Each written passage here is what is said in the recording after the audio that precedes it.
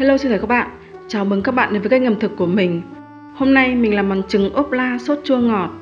Đây là món trứng lạ miệng để thay cho món trứng luộc hay trứng chiên hàng ngày. Đầu tiên, thái nhỏ một củ tỏi tây hay còn gọi là hành baro. Thái nhỏ vài cọng hành lá. Đợi dầu nóng, đập từng quả trứng vào ốp la như bình thường.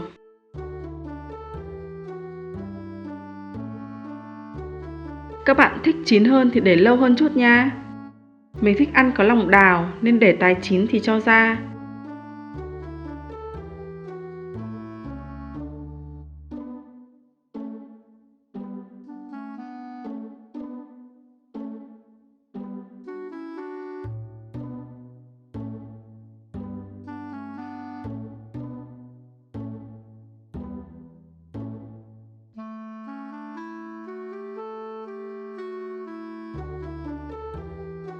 Đợi dầu nóng thì phi thơm hành baro. Thêm sốt cà chua. Thêm 1/2 bát nước lọc. Khuấy đều. Đến khi sôi sánh sệt thì thêm trứng ốp la vào. Rồi lật mặt trứng để thấm đều gia vị. Thêm chút mè vừng trắng. Thêm hành lá.